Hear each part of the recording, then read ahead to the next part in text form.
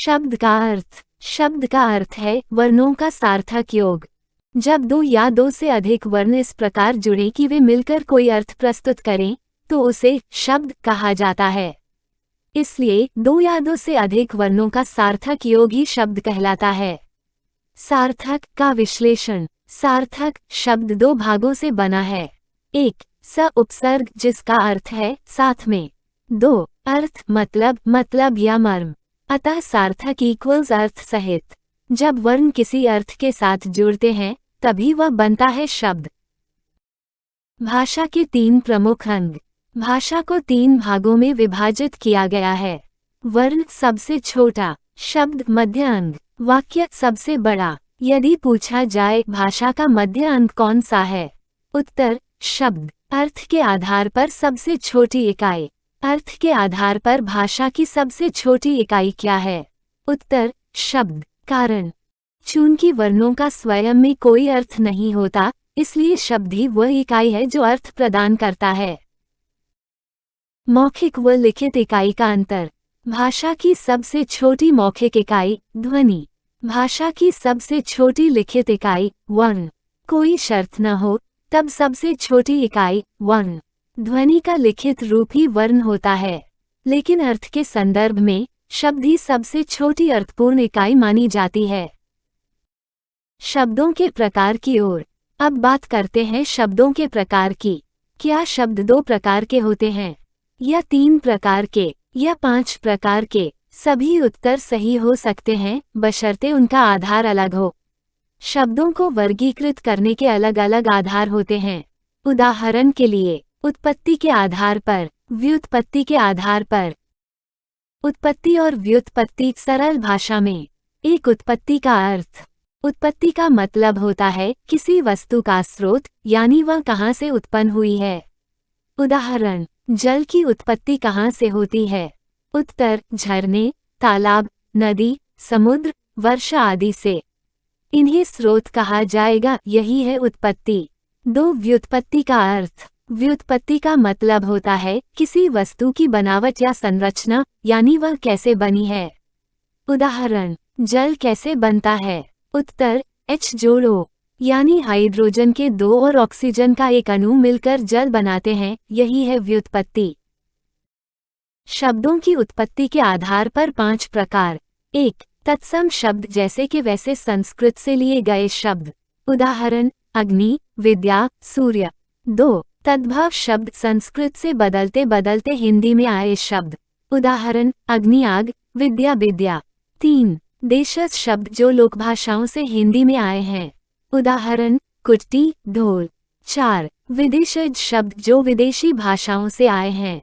उदाहरण, स्टेशन, अंग्रेजी, चाय, चीनी। पाँच, संकर शब्द दो या दो से अधिक भाषाओं के मिश्रण से बने। उदाहरण, रेलगाड़ी, रेल जोड़ गाड़ी। तत्सम शब्द किसे कहते हैं? भाषा की उत्पत्ति के क्रम को समझे तो सबसे पहले संस्कृत भाषा रही, फिर उससे पाली, फिर प्राकृत, फिर अपभ्रंश और अंत में हिंदी भाषा का विकास हुआ। यदि कोई शब्द संस्कृत में जैसा था और बिना किसी रूप परिवर्तन के हिंदी में भी वैसा ही इस्तेमाल किया जाए तो उसे तत्सम शब्द कहते हैं। परिभाषा। मूल भाषा संस्कृत के वे शब्द जो बिना अपना रूप बदले हिंदी में प्रयुक्त होते हैं, उन्हें तत्सम शब्द कहा जाता है। उदाहरण, मेरा कक्षा में प्रथम स्थान आया। यहाँ प्रथम शब्द संस्कृत से वैसा का वैसा लिया गया है। अन्य उदाहरण, प्रत्यक्ष, प्रश्न, ज्ञान, धर्म, कर्म, श्रद्धा, वाणी, मृत्यु आदि। तत्सम शब्द की पहचान कैसे करें? आपके अनुसार, एक, ऐसे शब्द जिनमें संयुक्त व्यंजन पाए जाते हैं, जैसे ज्ञ, त्र, श्र, द्र, स्न आदि। दो, जिन शब्दों का उच्चारण अपेक्षाकृत कठिन हो। तीन, जो शब्द संस्कृत में जैसे थे वैसे ही हिंदी में प्रयुक्त हो रहे हों। चार, संस्कृत के शब्द जिनमें हिंदी में कोई रूपांतरण या परिवर्तन नहीं हुआ है। प्रश्न परीक्षा में कैसे आया था? DSSSB दिल्ली कर्मचारी चयन आयोग परीक्षा 2018 में पूछा गया प्रश्न। उत्पत्ति या स्रोत के आधार पर शब्दों के कितने प्रकार होते हैं?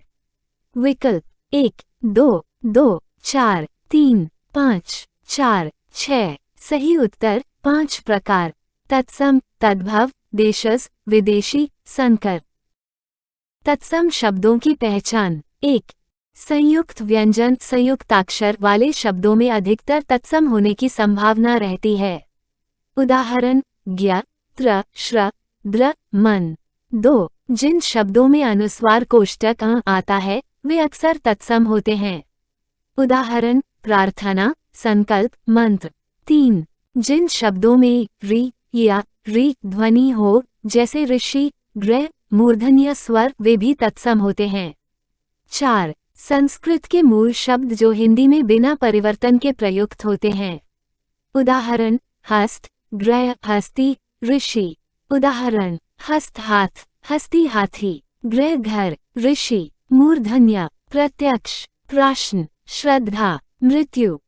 ध्यान दें, यदि किसी शब्द में री जैसा अवयव जुड़ा हो जैसे ऋषीश्वर तो वह शब्द भी तत्सम माना जाता है। तद्भव शब्द किसे कहते हैं? संस्कृत से पाली, प्राकृत, अपभ्रंश होते हुए जब कोई शब्द हिंदी में आता है और अपना रूप बदलकर सरल हो जाता है तो वह तद्भव शब्द कहलाता है। परिभाषा। संस्कृत का वह शब्द जो हिंदी में आते आते अपना रूप बदल लेता है अर्थात जो सरल हो जाता है वो तद्भव शब्द कहलाता है। तद्भव शब्दों की पहचान। 1. जिन शब्दों में अनुनासिक चिन्ह कोष्टक चंद्र बिंदु होता है वे तद्भव माने जाते हैं। 2. जिन शब्दों का रूप या संरचना संस्कृत की तुलना में सरल हो गई हो। 3. जिनमें संयुक्त व्यंजन हट चुके हों और उच्चारण आसान हो गया हो। 4. अर्थ नहीं बदलता, केवल रूप में परिवर्तन होता है। उदाहरण अक्षित संस्कृत आंख तद्भव, हस्त संस्कृत हाथ तद्भव, हस्ती संस्कृत हाथी तद्भव, उष्ट्र संस्कृत ऊंट तद्भव। ध्यान दें, ऊंट शब्द में चंद्रबिंदु कोष्टक यानी अनुनासिक चिन्ह का प्रयोग है जो इसे तद्भव सिद्ध करता है। तत्सम vs तद्भव तुलनात्मक विवरण। विशेषता तत्सम शब्द तद्भव शब्द। 1. रूप जैसा संस्कृत में था वैसा ही संस्कृत से बदला हुआ, सरल। 2. चिन्ह अनुस्वार कोष्टक अनुनासिक कोष्टक। 3. उच्चारण कठिन सरल। 4. उदाहरण ऋषि, गृह, हस्त आंख, घर, हाथ। तत्सम शब्द कभी नहीं हो सकते जब यदि किसी शब्द में निम्न 3 तत्वों में से कोई एक भी मौजूद हो तो वह शब्द तत्सम नहीं माना जाएगा। वह 3 तत्व कौन से हैं? 1. अनुनासिक चिन्ह कोष्टक जिसे चंद्रबिंदु कहते हैं। उदाहरण ऊंट, आंख। 2. ताड़नजात वर्ण 2 विशेष वर्ण जिनका नाम ताड़नजात वर्ण है, ये संस्कृत में नहीं होते। 3. हिंदी द्वारा बनाए गए वर्ण ऐसे वर्ण जो संस्कृत में नहीं थे बल्कि हिंदी भाषा में विकसित हुए हैं। ध्यान दें, संस्कृत भाषा इन तीनों तत्वों को जानती ही नहीं थी क्योंकि ये तत्व संस्कृत भाषा के अस्तित्व से पहले बने ही नहीं थे। इसलिए जिस शब्द में इनमें से कोई एक तत्व भी है वह तत्सम नहीं हो सकता। नियम। यदि किसी शब्द में अनुनासिक कोष्टक ताड़नजात वर्ण या हिंदी में बने विशेष वर्णों में से कोई भी एक मौजूद हो तो वह शब्द तत्सम नहीं हो सकता। ऐसे शब्द या तो तद्भव होते हैं या देशज क्षेत्रीय भाषा से आए हुए स्वर रहित अंतिम वर्ण वाला शब्द। यदि किसी शब्द का अंतिम वर्ण स्वर रहित हो जैसे स्त, ज्ञ तो वह शब्द तद्भव नहीं बल्कि तत्सम माना जाएगा। नियम। स्वर रहित अंतिम वर्ण वाले शब्द हमेशा तत्सम माने जाते हैं।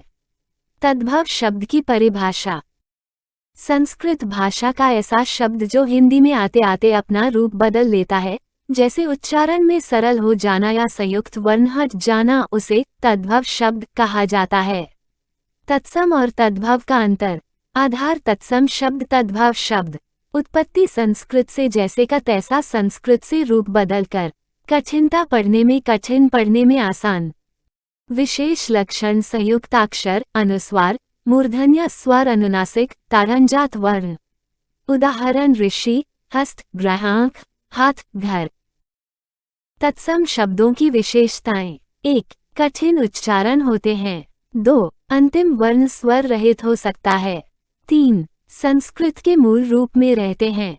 4. मूर्धन्य या री ध्वनि वाले होते हैं। तद्भव शब्दों की विशेषताएं। 1. चंद्रबिंदु कोष्टक अ का प्रयोग होता है। 2. ताड़नजात वर्णों का प्रयोग होता है। 3. उच्चारण में सरल होते हैं। 4. अंतिम वर्ण स्वर रहित नहीं होता। कृपया इस वीडियो को लाइक करें और इस चैनल को सब्सक्राइब करें। धन्यवाद।